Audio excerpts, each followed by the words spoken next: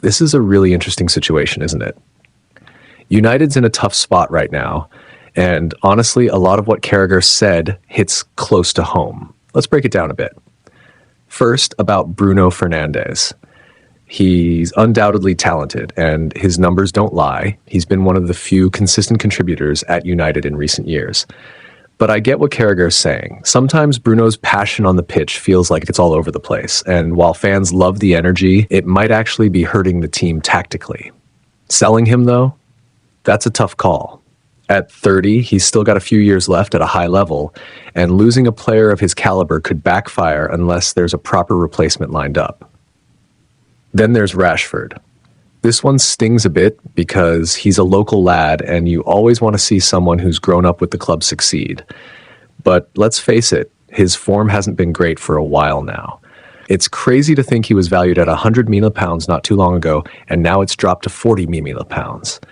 That contract, though, that's £325 a week. That's a massive burden for someone who isn't delivering consistently. Maybe a move would be best for both sides, but it's not like there are tons of suitors knocking at the door, especially at that price. As for the bigger picture, Amorim has a mountain to climb. Swapping out Ten Hag was already a bold move, and now he's got to deal with a squad that feels bloated and underperforming. United needs to make smart decisions in January, not just spending for the sake of it, but building a team that can actually work together. Offloading players like Antony or Casemiro might sound harsh, but if they're not pulling their weight, it's time to make room for players who will.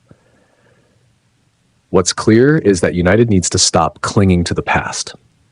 Whether it's sticking with players for sentimental reasons or trying to force a quick fix, it hasn't worked.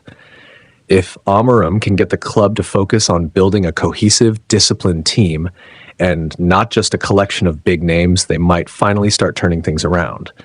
It won't be easy, though, and honestly, as fans, we're going to need a lot of patience. But hey, we've been waiting this long. What's a little longer, right?